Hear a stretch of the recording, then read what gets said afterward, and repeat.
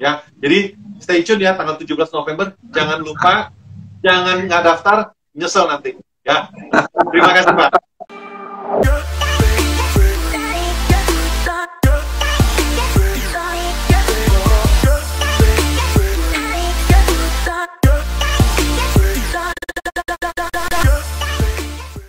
Salam properti, salam Arebi. Arebi dari kita, oleh kita, untuk semua. Hari ini, wah gini dulu ya. Sini. Jadi ada logonya begini nih, salam Arebi ya. Hari ini kebetulan kita dari DPP Arebi lagi ada satu acara ya. Acara namanya Roadshow to Arebi Summit 2020. Kebetulan ini perdana nih kita dari IG Live-nya Arebi Summit dan dari IG Live dari DPP Arebi ya. Kita mau ngobrol-ngobrol dengan Pak Lukas. Siapa sih Pak Lukas itu? Sedikit saya mau bicara tentang Pak Lukas. Pak Lukas beliau di organisasi di Arebi ya. Tahun 2011 sampai 2014 beliau sebagai ketua Arebi DPD DKI Jakarta. Periode pertama, dan berlanjut ke periode kedua di 2014 dan 2017. Jadi di DPD DKI sebagai ketua DPD Arebi DKI menjabat 2 kali ya. Dan di 2017 sampai 2018 ya menjabat sebagai Dewan Kehormatan Arebi DPD DKI Jakarta. 2018 sampai sekarang ya, karena beliau diamanahkan sampai sekarang, sampai tahun 2021 sebenarnya ya, sebagai Ketua Umum DPP Arebi ya. Di bawah kepemimpinan beliau, Arebi maju sangat pesat sekali ya. Selain beliau memimpin Arebi juga, beliau adalah CEO dari Eramex ya. Salah satu juga konsultan properti juga gitu kan. Jadi kalau bicara industri properti, terutama di brokernya, sepak terjang beliau tuh udah nggak diragukan lagi gitu. Jadi hari ini di acara IG Lab-nya DPP Arebi dan Arebi Summit ya, kita akan ngobrol-ngobrol sekitar industri properti. Tapi sebelum itu saya mau nyapa Pak Lukas dulu nih. Pak Lukas, apa kabar Pak Lukas? Yes. Ya.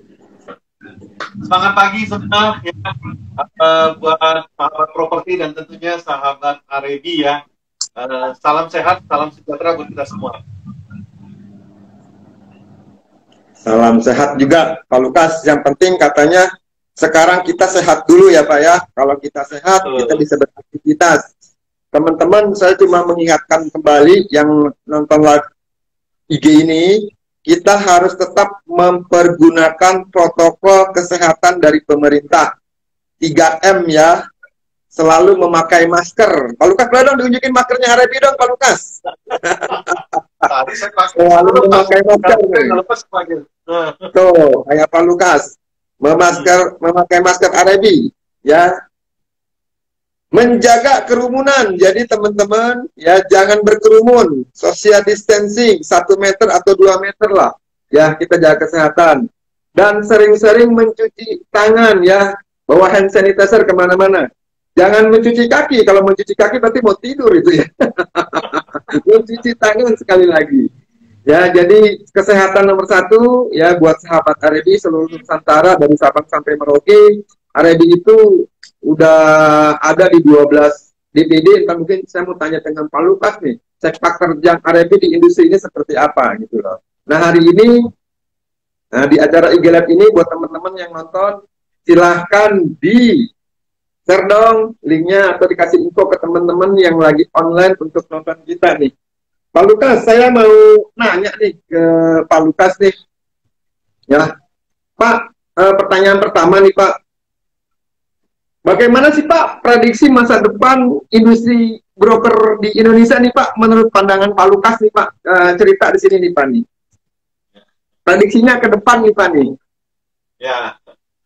Ya, terima kasih ya Pak Margo ya, satu kesempatan emas ya buat kita sharing ke teman ke sahabat properti dan ke sahabat Arebi juga ya, yang memang punya interest di bidang properti ya. Banyak orang bilang memang kondisi sekarang ini ya properti di tanah air ini sedang mendung, sama kayak cuaca sekarang ini ya mendung lah ya, maklum musim hujan ya. Tapi kita percaya kok kedepannya properti di tanah air ini sangat-sangat cerah ya. Saya bicara bukannya tanpa fakta, kita sudah tahu siklus-siklus yang seperti ini sudah biasa, dan kita tahu bahwa Indonesia ini akan menjadi salah satu negara yang paling cepat pulih di masa pandemi ini. Ya. Dan kalau kita bicara tentang masa depan properti di tanah air, ya memang tadi saya sudah sampaikan sangat cerah. Kenapa sih dibilang sangat cerah? Ya, kita tahu bahwa populasi Indonesia itu saat ini mencapai 370 jutaan ya. Mungkin zaman dulu masih ingat nggak? Ada satu penyanyi yang selalu bilang penduduk Indonesia itu 135 juta. Ya. Roma Irama, Pak. Hari ini, hah? Roma Irama. Roma Irama, betul. Terlalu, terlalu. Penduduk Indonesia. Ya, Saya baru sadar, itu tahun 1977. Ya, 43 tahun ke sini katakanlah ya. Itu sekarang penduduk kita double. 370 juta, pas. Sorry, 270 juta, pas. Jadi kita lihat, peningkatannya itu 2 kali lipat, itu luar biasa populasi, yaitu salah satu faktor penting untuk suksesnya properti di satu negara ya, di kawasan Asia Tenggara ya kita udah paling tinggi lah ya, dan tentunya juga yang lain kita melihat ya properti juga masih kebutuhan utama ya, selain kebutuhan utama juga bisa menjadi sarana investasi yang masih sangat menarik. Kita tahu bahwa banyak sekali penduduk Indonesia tidak punya rumah. Ya, mereka belum kebagian, tidak mampu beli atau dan lain sebagainya. Tapi kebutuhan itu ada. Jadi ini PR. Sebenarnya PR buat teman-teman developer, PR pemerintah juga untuk menciptakan, untuk merealisasikan adanya hunian yang layak buat warga atau masyarakat. Nah, perannya broker di mana tuh? Ya tentunya kalau memang ada properti, tentunya diperlukan jasa broker propertinya. Sementara itu yang bisa saya sampaikan ya, itu kenapa sih ke depan properti di tanah air itu akan sangat menjanjikan dan sangat cerah masa depannya. Ya. Oke. Jadi tadi Pak Lukas bicara ada 270 juta penduduk Indonesia. Tentunya sebagian akan butuh properti. Di sini kan ada peran nih Pak, peran dari salah satunya pemangku negara ini yaitu pemerintah. Peran seperti apa ya Pak pemerintah nih buat kita nih Pak Lukas? Yang dari pemerintah ya, pemerintah sebagai regulator ya kita berharap banyak ya sebenarnya memberikan satu hunian yang tadi saya sebut ya, yang layak sekali buat warga atau masyarakat ya. Sebenarnya banyak hal yang harusnya bisa diatur di situ ya, tentunya kita melihat bahwa juga masih sangat terbatas ya. Kita tahu dalam hal ini harusnya suku bunga bisa makin turun. Kebijakan di bidang properti terutama yang mendukung para developer untuk memberikan hunian-hunian yang katakanlah berkualitas atau yang terjangkau itu mohon bisa dibantu ya. Memang kita lihat ya pemerintah pernah mencanangkan 1 juta rumah dan lain sebagainya. Cuman kita kadang-kadang kita melihat itu tidak sampai selesai gitu loh. Di tengah jalan pasti ada kendala terutama yang menyangkut finansial ya, di mana support daripada bank-bank itu sangat-sangat terbatas. Kita juga sangat memahami bahwa pemerintah itu perlu dana besar karena saat ini sedang gencar sekali pembangunan infrastruktur ya. Dan yang lainnya tentunya saya melihat bahwa kita saat ini ya untuk katakanlah di perumahan rakyat dan lain sebagainya itu memang kurang mendapat perhatian yang cukup serius ya. Kita berharap ya, mungkin saya agak menyinggung sedikit ini masalah ke pemerintahan ya. Mungkin next ya periode yang berikutnya itu Menteri Perumahan Rakyat itu bisa dipisah lah dengan PU misalnya ya. Ini sedikit nih ya. Karena tadi pemerintah kenapa? Karena PR di perumahan rakyat itu sudah banyak sekali dan saya tahu bahwa pekerjaan umum itu PR-nya sangat banyak ya. Jadi kalau itu dirangkap ya tentunya konsentrasi itu tidak bisa konsentrasi untuk 2 bidang yang memang menyita banyak waktu dan tenaga ya. Jadi kedepannya seperti itu, kita berharap pemerintah juga campur tangan. Selain itu tentunya kepemilikan itu juga di Indonesia itu kepemilikannya itu sangat-sangat terkenal buat orang asing, itu sangat complicated ya, sangat tidak menarik investor masuk untuk beli properti di tanah air. Mungkin dengan banyak peraturan termasuk dengan Omnibus Law yang kemarin ya, itu mungkin keran asing bisa memiliki properti itu bisa lebih dilonggarkan lah ya, dan lebih bisa direalisasikan, tidak tanggung-tanggung. Kita tahu bahwa negara tetangga kita, kenapa saya bicara ya Thailand sama Vietnam, kenapa lebih menarik buat orang asing ya, karena di kepemilikan asingnya betul-betul diatur ya. Kenapa Singapura negara begitu kecil tapi orang asing diizinkan memiliki properti di sana, bisa sampai 99 tahun, bisa sampai 999 tahun ya, sedangkan kita di sini tanah begitu banyak, masih begitu banyak tanah kosong, apalagi kita di industri apartemen ya, atau kita bicara high rise property, properti yang vertikal itu sudah sangat-sangat umum, sudah sangat-sangat biasa. Nah, itu yang bisa kita jual sebenarnya ke pembeli asing sebenarnya ya. Jadi dalam kapasitas saya sebagai sebagai insan properti, seperti kata Pak Margo ya, tentunya saya sangat berharap ya, peraturan atau regulasi seperti ini bisa dilonggarkan ya. Itu dari saya, Pak Margo. Oke, jadi harapan Pak Lukas sebagai Ketua Umum DPD Arebi nih, buat pemerintah nih salah satunya kepemilikan orang asing ya Pak ya. Nah, betul. Bicara kepemilikan orang asing nih Pak, bukan isu ya, bukan kita dengar, kita baca malah ya. Ya sekarang kan lagi ngetren nih Pak, lagi rame, malah dengar-dengar mau kemarin demo. Ini rencana katanya mau ada demo lagi nih. Demo mengenai undang-undang Omnibus Law nih. Salah satunya di kluster industri properti, dengar-dengar di Undang-Undang Cipta Kerja ini ada juga disebutin nih Pak, kepemilikan orang asing gitu loh. Nah, menurut Bapak nih, bukan jika disahkan, memang udah disahkannya.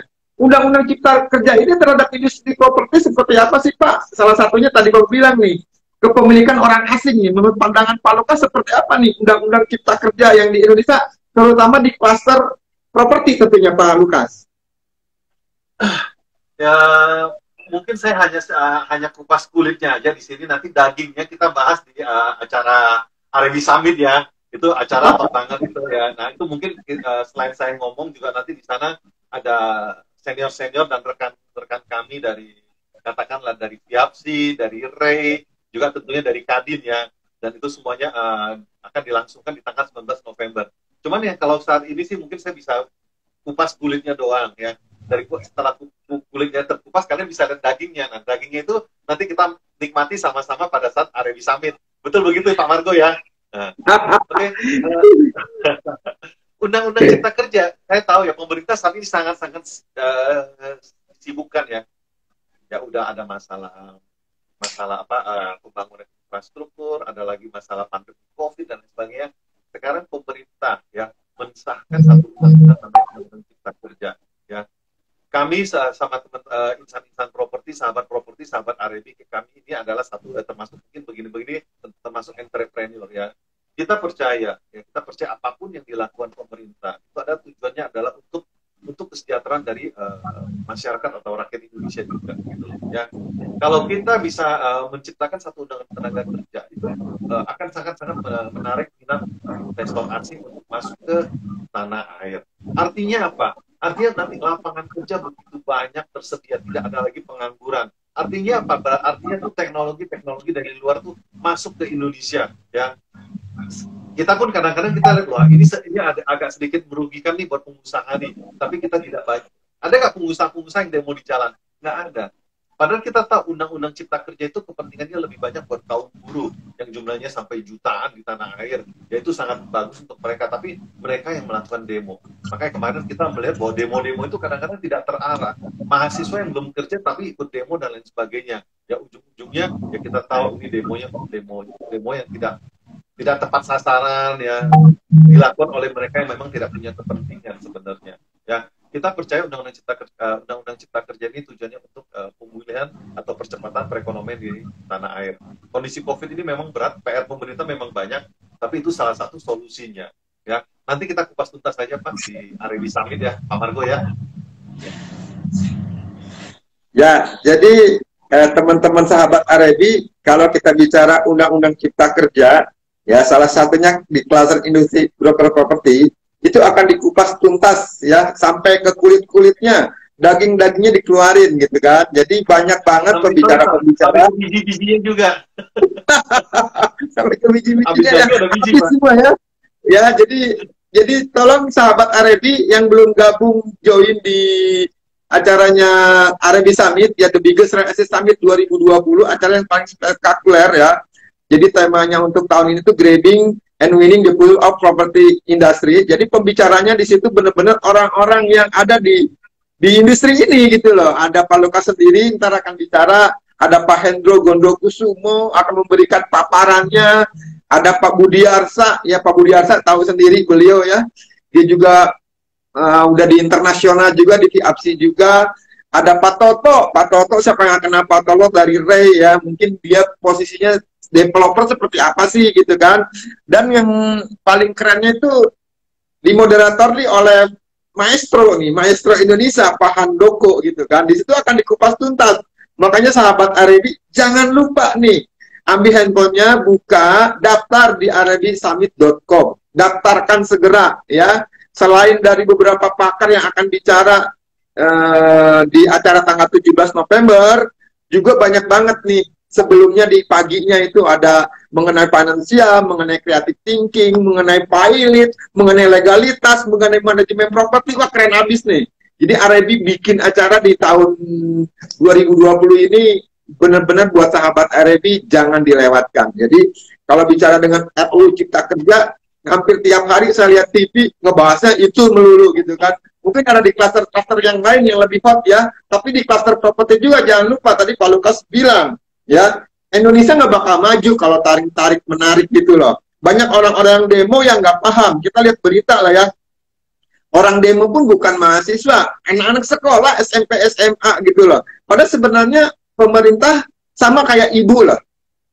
Mana ada ibu menyakiti anaknya, mana ada ibu mau mencelakai anaknya, nggak ada itu. Sama, pemerintah itu pengen masyarakatnya itu makmur, pengen masyarakatnya itu pertumbuhan ekonominya maju, makanya dibuatlah undang-undang ini. Nah, ntar akan dibahas lah. Itu ada orang-orang ahlinya yang ngebahas tentang industri di properti ini ya. Ya, jadi jangan lupa loh.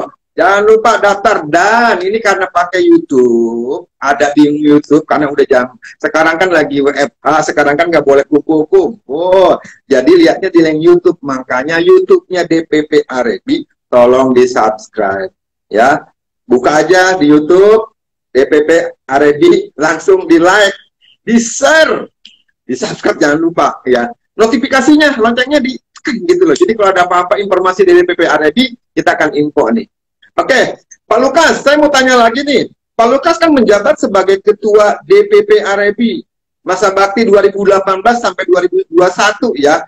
Saya melihat ya, perkembangan dipegang sama Pak Lukas itu sangat pesat sekali gitu loh. Jadi pergerakan-pergerakan itu kelihatan nih Pak, ya DPD semangat.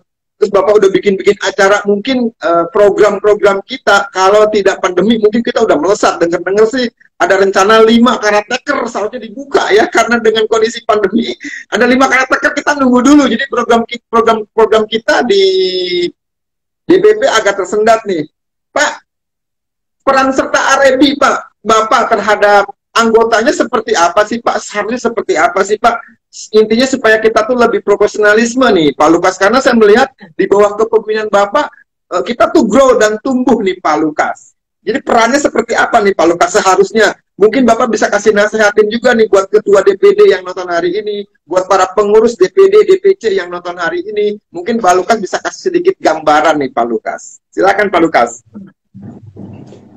Ya baik ya, terima kasih Pak Manto ya. Memang Arebi ini di usianya yang sekarang sudah masuk ke 28 ya. Jadi sudah tidak remaja lagi ya, sudah dewasa, harusnya sudah major ya. Tapi itu memang banyak sekali PR-PR yang memang kita harus selesaikan ya. Kalau dulu pendahulu kita mungkin mendirikan ini supaya ada wadah komunikasi dan lain sebagainya. Seiring dengan berjalannya waktu memang kelihatannya makin dinamis nih, makin complicated. Banyak hal-hal yang udah kita mesti tata. Kalau zaman dulu yang namanya master franchise atau brand-brand lokal atau broker-broker itu masih bisa dihitung jari, ya. Jari kaki tambah jari tangan masih cukup gitu loh. Tapi sekarang mau jari kaki satu keluarga, jari tangan satu keluarga pun nggak cukup sebenarnya. Jadi sudah ya istilahnya itu sudah banyak sekali lah kantor-kantor broker properti yang buka ya. Nah, kita juga melihat ya seiring dengan makin banyak ya di apa katakanlah demam buka kantor broker properti ya mulai ditata. Tahun 94 properti Indonesia itu mengalami masa-masa booming luar biasa. Ya, jadi banyak broker properti buka, master franchise banyak yang buka juga di Indonesia. Nah, di situ kita udah mulai melihat bahwa properti itu sangat-sangat menjanjikan dan terutama profesi broker properti. Ya. Banyak sekali yang kita bisa tampung di industri broker properti ini, terutama tenaga kerjanya dan tentunya juga kita memberikan training dan lain sebagainya. Ya. Nah, berbicara tentang peran Arebi di sini, ya memang Arebi itu cuma satu wadah yang nirlaba, ya. Jadi tidak mencari keuntungan, tapi semata-mata adalah untuk menjadi wadah bagi profesi broker properti di tanah air. Nah, broker properti ini memang mesti ditata karena kita tahu bahwa industri properti di tanah air ini menyangkut biaya atau angka yang sangat-sangat besar, ya. Jadi ini kita mesti tata. Jadi kita nggak mau industri kita tercoret. Kita tatanya di mana? Kalau kami dari asosiasi, kita punya asosiasi broker Indonesia, berarti itu membernya adalah broker Indonesia. Rekan kita yang dari developer, mereka punya yang namanya REI, Real Estate Indonesia, atau punya namanya APRC, atau punya namanya Impera. Ya. Jadi kita masing-masing kita ingin menata atau ada wadah komunikasi bagi para yang sesama profesinya di sini. Nah, Arebi itu perannya apa sih? Ya, kita tahu bahwa saat ini kayak seperti sertifikasi ya, pemerintah sudah mewajibkan sertifikasi buat para broker properti ya, mesti ada tenaga ahli yang bersertifikasi lah, simpelnya seperti itu ya. Mungkin kita merasa bahwa oh saya kan udah ikut training di kantor saya udah ngerti kok, tapi kan ibaratnya ujian negaranya yang diselenggarakan oleh pemerintah tuh belum ada. Nah, sertifikasi ini seperti ujian negara yang pemerintah akan memberikan seperti ijazah seperti itu ya. Kita tahu juga kadang-kadang ya, yang naik kendaraan sepeda motor di jalanan itu anak-anak kecil juga bisa naik sepeda motor. Dibilang saya udah bisa naik sepeda motor, tapi kenapa saya mesti punya SIM, punya license dan lain sebagainya ya. Nah, itu adalah tujuan pemerintah untuk menata biar kita tahu aturan dan lain sebagainya ya. Arebi dalam hal ini yang memberikan memfasilitasi kemudahan untuk memberikan training bagi teman-teman yang memang tidak punya lembaga training di broker properti. Arebi bekerja sama juga dengan LSP ya, Lembaga Sertifikasi Profesi dari Broker Properti Indonesia, LSP BPI. Kita memberikan training yang bersertifikasi dilakukan oleh rekan-rekan senior kita yang memang jam terbangnya rata-rata di atas 10 tahun, ada yang 20 tahun malah ya. Mereka yang akan menjadi pendidik ya. Selain itu juga dalam masa-masa Covid seperti sekarang ini ya, Arebi tetap eksis. Kita selalu mengedukasi anggota-anggota kita maupun yang non-anggota ya, karena kalau kita bikin acara webinar kita terbuka buat umum, bukan hanya anggota tapi juga non-anggota. Kenapa? Karena kita ingin industri broker properti di tanah air maju. Teman-teman di masa Covid seperti sekarang ini mungkin ya tidak ada yang bimbing, yang Arebi bersedia walaupun itu bukan anggota kita. Itu satu kewajiban dari kita, satu bentuk dedikasi kita kepada industri properti di tanah air ya. Dan sampai dengan saat ini juga kita sudah menyelenggarakan training Arebi secara online juga ya. Nanti masuk juga training sertifikasi ya, atau uji kompetensi secara online ya. Kita menyadari dalam kondisi Covid sekarang ini ya, kalau kita ingin traveling mungkin harus ikut training ini itu harus tatap muka, offline dan sebagainya, itu sangat sulit. Makanya Arebi itu mensiasatinya dengan training secara online. Webinar juga sudah sangat-sangat sering kita adakan. Arebi mungkin termasuk salah satu organisasi atau asosiasi yang paling aktif menyelenggarakan webinar ya, tatap muka dan lain sebagainya. Ada menggunakan Zoom meeting lah, entah itu seperti ini, IG Live, YouTube dan lain sebagainya. Kita juga di era digital ini kita juga beradaptasi terhadap teknologi. Ya.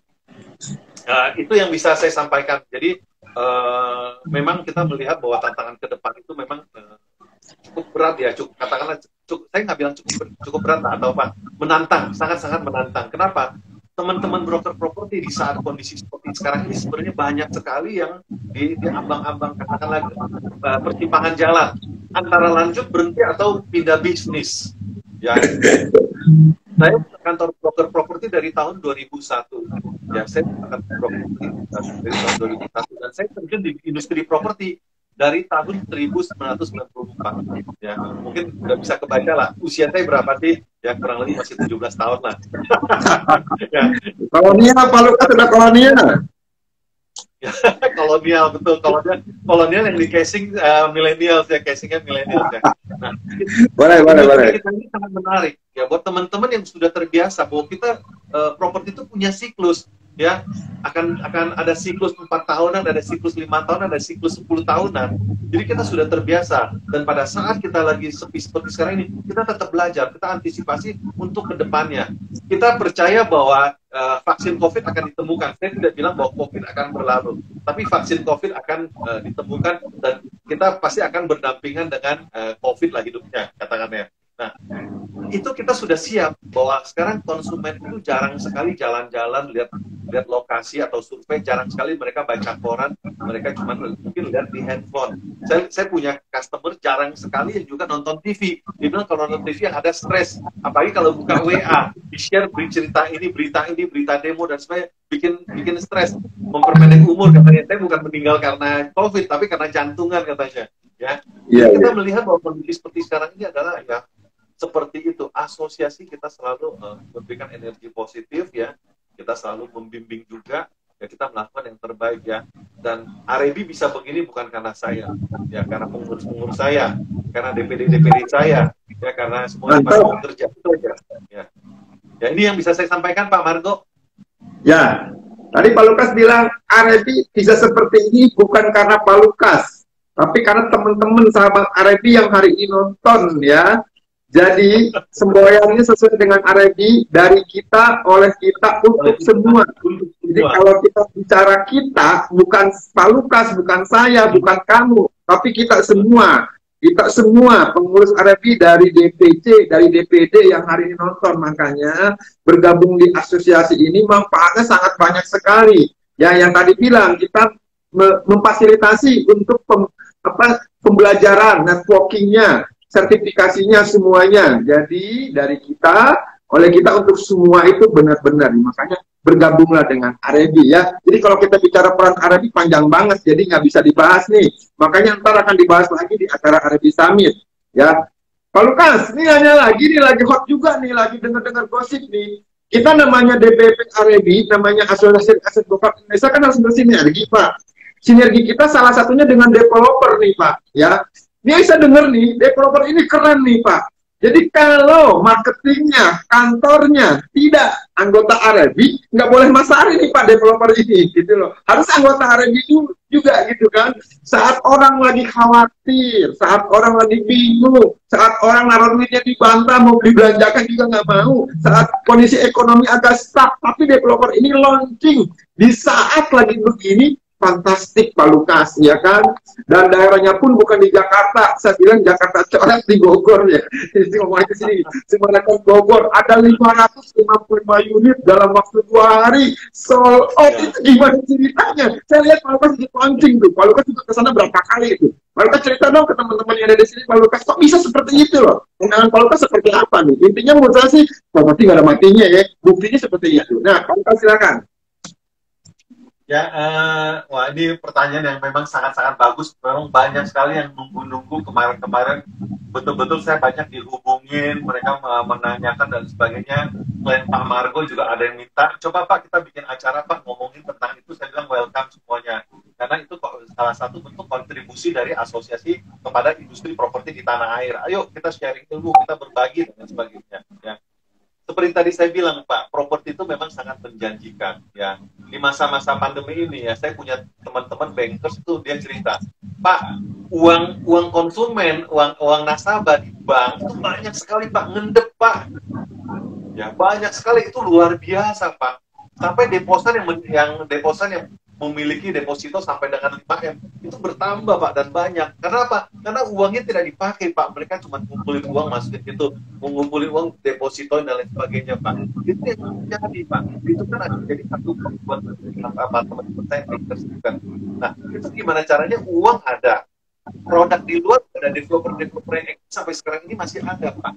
Gimana caranya kita menjembatani di tengah-tengahnya produk seperti apa sih yang kira-kira yang developer bisa supply, dan demand atau daya beli ada, animo masyarakat jadi tinggi.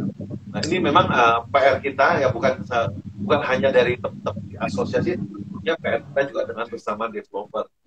Kita tahu Pak, masa pandemi ini kita lihat masih banyak developer-developer yang berani launching Pak. Dan begitu mereka launching Pak, dan umumnya itu cukup sukses Pak. Ya, ada yang sukses, ada yang cukup sukses, ada yang sukses sekali. Ya, tapi kita lihat kalau yang kita bicara yang berani launching itu umumnya di belakang itu mereka punya network. Ya, mereka punya network, mereka adalah developer-developer yang memang punya confidence tinggi, dan network yang dipakai adalah tentunya network dari teman-teman, dari broker properti, dari teman-teman sahabat R&D. Ya, ini yang saya lihat, saya evaluasi sepanjang tahun. Kalau mereka hanya launching dan hanya mengandalkan tenaga in-house, itu tidak akan memberikan kontribusi yang berarti terhadap kesuksesan launching produk. Ya. Nah, bicara dengan apa yang tadi Bapak sampaikan, ya memang itu satu luar biasa ya. Ini kita kenapa saya begitu dia launching 2 hari, saya 2 hari juga ke sana. Bahkan sebelum dia launching pun saya berapa kali berkunjung ke sana ya. Mungkin sama-sama sudah tahu developernya siapa, nggak usah diceritakan di sini ya. Karena yang punya project itu juga termasuk low profile Pak. Ya, Pak, kita mah masih belum apa-apa, kita masih mesti belajar, dan ini yang kita seneng karena kita pun sama-sama masih belajar ya. Dia mau belajar, mereka mau terima masukan dari teman-teman asosiasi ya. Ini sangat-sangat bagus, itu satu kunci sukses buat satu developer ya. Nah, saya mau cerita sebenarnya tips sukses itu sebenarnya mudah ya. Satu, kalau kita punya produk yang bagus ya, katakan ya lokasi sekarang nggak begitu, bukan lagi nomor satu lokasi, nomor 2 lokasi, nomor 3 lokasi, enggak. Nomor 1 lokasi, nomor 2 adalah developernya siapa ya. Kita tahu di masa-masa COVID ini, di masa pandemi ini adalah masa-masa untuk katakanlah istilahnya seleksi alam ya. Jadi developer yang komit, developer yang bisa memberikan komitmen, yang bisa mendeliverkan produknya masih tepat waktu, sesuai dengan kualitas dan lain sebagainya, itu adalah yang the best. Ya, bahwa kita mengalami krisis yang seperti ini kita sudah pernah mengalami tahun 98, terus berlanjut lagi krisis global dan lain sebagainya. Tapi krisis yang kali ini memang yang paling berat, ya, yang paling katakanlah paling lama mungkin juga akan berimbas ke perekonomian di tanah air. Ya. Tapi ini satu masa-masa ujian sebenarnya ya. Teman-teman di sahabat di R&D ataupun sahabat properti itu bisa melihat, bisa mengevaluasi mereka, tapi tentunya juga di belakang itu kan juga konsumen juga bisa melihat developer mana sih yang komit. Sekarang konsumen itu kritis ya, makanya kalau kita bilang lokasi di Jakarta coret, tapi kalau developer kita bisa duduk sama-sama, kita tahu ini developer udah bagus nih, ayo kita lihat produknya bagus gak? Produknya bagus juga nih, ayo kita bisa dukung satu dengan network kita ya. Dan kebetulan developer ini mewajibkan bahwa siapapun agen properti yang memasarkan dari produk ini wajib anggota R&D. Saya sempat tanya, Pak, kenapa sih mesti anggota R&D gitu loh? Karena ini udah berlangsung cukup lama, ya. Dia bilang, Pak, saya percaya sama R&D, Pak.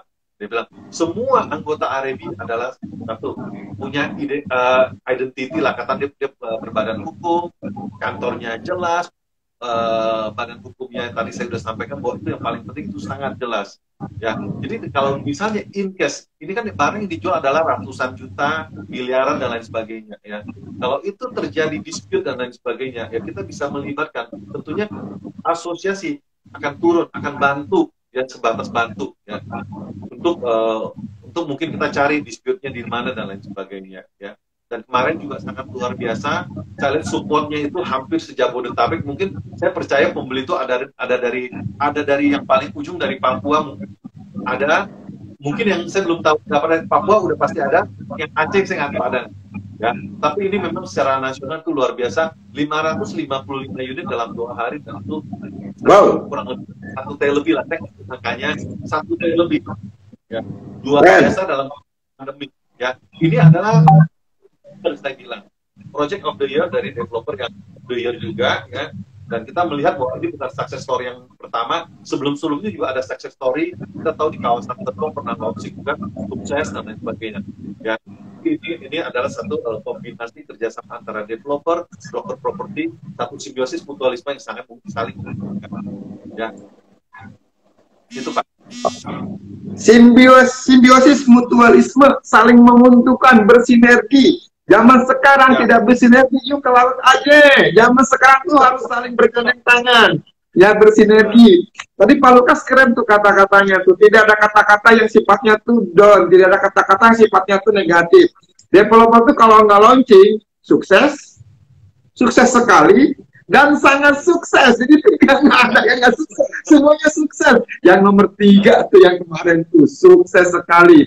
Mengambil kata-kata Bu Endang nih dari Palembang, mungkin Bu Endang nonton, saya cuma bilang keren, keren, keren. Waduh, makanya tuh developer ini bener tepat sekali menggandeng Arebi bersinergi. Jadi nggak ada ruginya nih teman-teman sahabat Arebi untuk gabung dengan Arebi. Yang belum gabung Arebi cepat hubungi DPD-nya masing-masing tuh. Ayo gabung Arebi supaya industri kita, supaya profesi kita, supaya di Indonesia nih profesi kita bukan dihargai, benar-benar dilihat sama pemerintah. Kita lagi berjuang ke pemerintah. Tadi kalau pas bilang tahun depan kalau Jokowi misalnya kepilih lagi atau apapun presiden kepilih lagi, khusus ada menteri untuk perumahan, jangan digabung gitu kan. Nah itu, nah ya, kayak Pak Lukas terakhir nih mau nanya nih, masih banyak pertanyaan, cuma kan ini masih jam kerja nih, jadi kita tetap semangat juga mau nyari properti untuk closing. Tapi ini pertanyaan nih Pak Lukas nih, ini pertanyaan yang paling lagi dinanti-nanti buat teman-teman yang nonton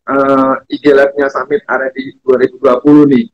Pak Lukas, dengar-dengar tadi Bapak bicara, Bapak kan di broker properti mulai 2001, tapi di brokernya kan 2004. Ternyata dengar-dengar Arebi juga kan tanggal 17 November itu umurnya udah 28 tahun, 92 ya kan. Dan tepat tanggal 17 November, Arebi akan mengadakan ada The Biggest Real Estate Summit 2020. Saya dengar tuh acaranya Pak, panitianya termasuk saya nih Pak. Agak bingung-bingung juga nih. Kita mau bikin nih ya. Gila acaranya itu one day. Dari jam 9 pagi sampai jam 4 sore. Itu penuh. Diisi itu. Banyak banget. Selain hadiah, ilmu, dan segala macam gitu kan. Ada juga R&D talent nih yang punya bakat tuh silakan tuh. Daftar R&D talent nih ya. Terus juga ada juga game dan ada ucapan ulang tahun juga tuh di acara tanggal 17 November. Makanya jangan lupa daftar sekali lagi, dan jangan lupa juga follow follow YouTube-nya DPP Arebi. Pak Lukas, ini ngomong-ngomong Arebi Summit ya Pak, nggak beda-beda dengan tahun-tahun yang lalu nih Pak. Pak cerita dong Pak, Arebi Summit konsepnya untuk tahun ini seperti apa, dan sekalian dong Bapak nih ajak nih member-member Arebi juga yang belum daftar, atau Bapak info lah, barangkali di sini ada orang bank, barangkali di sini ada developer, barangkali di sini juga ada pemerintahan. Ayo Pak, ajak Pak ke teman-teman nih Pak Lukas untuk acara Arebi Summit Pak Lukas. Ya, terima kasih Pak Margo ya. Ini kesempatan buat saya untuk promosi Arebi Summit nih ya. Saya dikasih kesempatan, terima kasih Pak. Sebenarnya Arebi Summit ini kita adalah acara rutin tahunan kita, itu the biggest ya, event the biggest-nya DPP Arebi. Itu domain untuk insan-insan atau sahabat properti setanah air. Tahun lalu kita sebenarnya adakan di Hotel Bintang 5 ya, di Raffles, tepatnya di kawasan Casablanca ya. Itu Hotel Bintang 5 Plus ya. Dan kita sukses di sana karena topik-topiknya yang kita kemas sangat menarik. Itu juga sama dari pagi sampai sore hari, dan terakhir sampai sore pun itu belum banyak meninggalkan ruangan karena mereka menunggu sampai detik-detik terakhir, pintu tutup mereka baru pulang gitu loh. Jadi intinya itu acara sangat menarik ya. Dan untuk tahun ini karena kita juga sangat-sangat menghargai peraturan pemerintah ini masa pandemi ya, kita juga menyelenggarakan secara online. Waktunya juga nggak kalah panjang ya, sama dari pagi sampai sore hari. Cuman bedanya adalah kita lihatnya secara online, kita mengikutinya secara online, dan ini free. Kalau tahun lalu pada bayar, karena apa? Kita memberikan konsumsi di Hotel Bintang 5 dan lain sebagainya, kita pun itu subsidi. Yang ini kita berikan free. Ya, ini kenapa kita berikan free? Karena ini satu kewajiban ya, sekali lagi kontribusi dari asosiasi, dari sahabat Arebi juga ya, untuk industri properti di tanah air. Kita memberikan ini free. Kita mengerti bahwa kondisi sekarang mungkin teman-teman susah dapat income, marketing juga susah, mungkin viewing atau showing unit ke customer, kita mengerti income juga berkurang. Cuman yang saya minta, yang penting semangat. Saya minta teman-teman modal semangat. Ayo kita stay tune dari pagi sampai sore hari. Saya pun akan melakukan hal seperti itu, ya. Dan kita memberikan kelas-kelas yang lumayan dan itu luar biasa. Ada Bang Paris Hotman Hutapea itu hadir sebagai dia akan membicarakan masalah kepilotan. Kita tahu bahwa tren-tren sekarang ini kepilotan itu sangat menjadi momok ya, baik bagi broker properti, bagi developer maupun bagi konsumen. Tidak ada yang merasa senang kalau dia pilot gitu loh, ya. Kecuali kalau memang udah sengaja pilot. Nah, itu modus, itu oknum. Ya. Juga kita ada Pak Erwin Kalo. Pak Erwin Kalo adalah lawyer property. Dia spesifikasi atau spesialisnya itu adalah lawyer untuk bidang properti. Dia akan ngasih tahu tips-tips kita. Gimana sih kita cari properti yang aman dan nyaman. Aman dalam arti bahwa itu tidak ada sengketa. Nyaman artinya bahwa kita broker bisa jual dan kemudian bisa tidur nyenyak. Ya, tidak dikejar-kejar konsumen, tidak ditagi-tagi dan lain sebagainya. Ya, itu tips dari Pak Erwin Kalo. Masih ada lagi Pak Ernest Prakasa, ya. Mungkin sebutnya pasti ya, Dek kali ya, Dek. Bro, Ernest. Lagi Mas Bro Ernest Prakasa, betul. Ya, Mas Bro Ernest kita tahu dia seorang komedian, ya. Dia seorang sutradara, bintang film juga, public figure dan lain sebagainya. Komplit title-nya dia, ya. Kita bisa mendatangkan ini satu hal yang luar biasa. Dia ngomongin creative thinking, ya. Masih ada lagi Bu Lipina, ya. Bu Lipina kita tahu dia sangat viral dengan segala apa yang di-share menyangkut finansial, menyangkut tips untuk saving dan lain sebagainya di masa pandemik dan lain sebagainya. Ya, gali ilmu. Masih ada lagi teman kita dari Facebook Indonesia, ya. Teman kita kita tahu bahwa di masa-masa COVID seperti sekarang ini, yang namanya sosial media atau medsos itu sangat-sangat berperan. Ya, nah, selain ini kita juga ada Instagram, ini Facebook loh. Facebook kita tahu itu jangkauannya luar biasa, mungkin jumlah penggunanya sudah miliaran ya di seluruh dunia. Ya, ada siapa lagi Pak ya? Ada Pak Darmadi Darmawangsa, jangan lupa tuh Pak Darmadi Darmawangsa, ya itu Dewan Kehormatan RAB, ya itu juga beliau presiden direktur dari salah satu master franchise yang ya, katakanlah yang besar papan atas di tanah air. Ya, ada siapa lagi Pak? Ada Pak Hendro. Oh ya, kalau untuk yang tadi yang saya sebut 6 orang itu sementara untuk kelas-kelasnya mungkin kita akan tambah lagi sesuai dengan kebutuhan. Nah, after lunch ya kita akan disuguhkan dengan tokoh-tokoh properti nasional. Sebenarnya bukan cuma nasional, internasional. Kita tahu di situ yang berkiprah adalah Pak Hendro Gondokusumo. Beliau adalah Ketua Bidang Properti Kadin, ya. Beliau juga selain itu juga sebagai chairman salah satu developer yang TBK, yaitu Affiliate Development TBK, ya. Yang kedua adalah Pak Budiar Sastrawinata. Beliau adalah managing directornya dari Ciputra Group. Selain itu beliau juga adalah presiden BFC-nya Indonesia, ya. Jadi tokoh dari asosiasi real estate untuk internasional. Dan ada juga Pak Toto Lucida, ya. Beliau adalah ketua umum dari REI. REI itu asosiasi bagi real estate Indonesia, ya.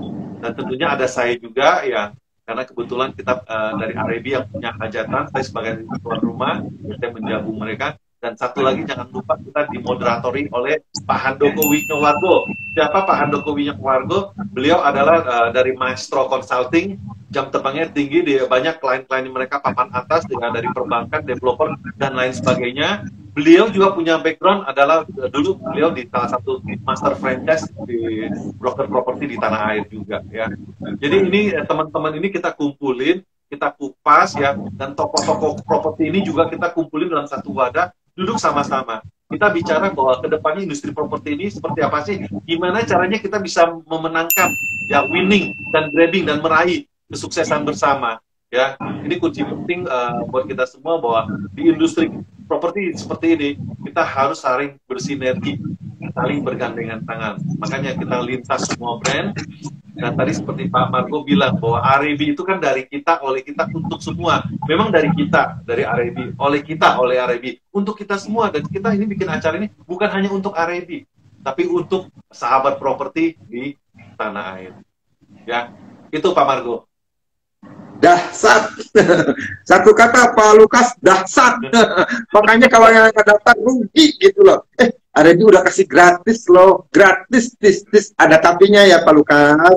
Nah, Arabi juga kan peduli terhadap korban bencana, peduli terhadap kondisi negara, peduli terhadap pandemi. Makanya Arabi ada namanya Arabi Care. Arabi Care itu juga kita support nih buat mereka-mereka yang kesusahan, buat mereka-mereka yang perlu bantuan. Jadi buat teman-teman yang tertutup hatinya, yang ada ingin untuk berbagi terhadap sesama, kita ada Arabi Care. Jadi kalau ada rezekinya jangan hanya gratis aja dong, ikut dong sumbang ke Arabi Care, ntar saya kasih deh linknya deh di Arabi Care-nya, di nomor rekeningnya gitu loh. Berbagi terhadap sesama, karena kenapa? Ingat ya, di keyakinan saya tidak ada orang yang miskin karena berbagi. Justru dengan berbagi dia akan tambah lagi, tambah lagi, tambah lagi. Makanya ayo anggota Arabi ataupun yang belum jadi anggota Arabi, sahabat Arabi seluruh Nusantara dari Sabang sampai Merauke, yuk kita berbagi juga dengan Arabi Care. Dan selain itu juga di acara ntar di Arabi Summit tanggal 17, catat ya, dicatat, diingetin, di reminder tuh, 17 November 2020 mulai jam 9 pagi sampai jam 6 sore. Nah itu ada namanya, saya mau bikin dengan Pak Lukas, dengan tim panitia, ada bikin namanya Arabi Day. Jadi tahunnya Arabi. Jadi teman-teman, kita tidak akan sukses acara ini tanpa bantuan teman-teman yang hari ini nonton nih. Share dong, promosiin dong, endorse dong, ya. Ayo, supaya kita tahu, supaya pemerintah melek lihat bahwa industri kita itu memang besar, bahwa industri kita itu memang harus dilihat nih. Pak Lukas sudah jungkir balik nih, kepala jadi kaki, kaki jadi kepala rasanya nih, buat suksesnya acara ini. Pak Lukas, thank you lah, udah ngobrol-ngobrol hampir 1 jam kita ngobrol-ngobrol nggak kerasa ya. Jadi Pak, ada pesan terakhir nggak Pak buat teman-teman yang nonton di live IG-nya Arabi Summit, Pak Lukas, pesan penutup nih Pak Lukas, sebelum kita akhiri dengan biaya terakhir. Ya, ini satu kesempatan emas ya sebenarnya buat teman-teman yang untuk belanja dalam masa COVID seperti sekarang ini ya. Karena di Arabi Summit ya, tadi saya sudah sebutin bahwa kita memanggil ada 6 pembicara untuk kelas-kelas. 6 pembicara yang tadi disebut, ada Bang Parman Fasul Tabea, ada Bang Erwin Kalo, Bro Ernest Prakarsa, Ibu Livina, ada Pak Darmadi Darmawangsa, ada juga Bro Aldi ya dari Aldo Pak. Kalau kalian tuh mungkin kalau mau undang beliau untuk datang untuk kasih khusus training, saya yakin bayarannya mahal ya. Jadi Arabi menyelenggarakan ini untuk dari kita, oleh kita, untuk semuanya. Demikian juga untuk talk show-nya nanti. Talk show-nya kita ambil dari Pak Hendro, satu tokoh, satu sesepuh industri properti di tanah air ya. Ada lagi Pak Budiata, kita tahu jam terbangnya beliau juga adalah presiden FIAPSI. FIAPSI itu badan internasional untuk riset dunia ya. Juga ada Pak Toto Lucida. Jadi ini satu kesempatan emas yang jangan dilewatkan. Kita akan gali tuntas kita untuk demi kemajuan dari properti di tanah air ya. Jadi stay tune ya, tanggal 17 November, jangan lupa, jangan nggak daftar, nyesel nanti ya. Terima kasih Pak. Thank you Pak Lukas. Ingat, stay tune, jangan nggak daftar, ntar nyesel. Sebelum menyesal dari sekarang harus daftar. Pak Lukas, thank you loh atas kesibukan waktunya Bapak mau berbagi di Roadshow to Arabi Summit. Jadi buat teman-teman, ya, semoga acara ini bukan hanya sekali, ntar kita akan roadshow lagi ya. Mungkin buka hari ini kita perdana nih, saya nih ngobrolnya dengan Pak Lukas dari Ketua DPP Arabi. Mungkin besok, lusa bisa aja ngobrol dengan para Ketua DPD atau buat para peserta. Stay tune aja terus, karena DPD Arabi akan memberikan gebrakan-gebrakan di industri ini. Ya, jadi akan selalu memberikan edukasi, selalu memberikan pencerahan, networking buat seluruh anggotanya. Pak Lukas, thank you Pak. Kita terakhir Pak, nggak Abdul katanya Pak kalau nggak pakai salam Arabi Pak. Sampai begini. Ayo Pak Lukas. Dari kita, untuk semua. Sukses Pak Lukas. Terima kasih sahabat Arabi. Semangat pagi ya. Salam sehat, salam sejahtera. Salam sehat, salam closing intinya. Thank you Pak Lukas. Thank you sahabat Arabi seluruh Indonesia. Ya, jangan lupa ya, subscribe link DPP YouTube-nya DPP Arabi. Thank you. Sukses buat kita semua.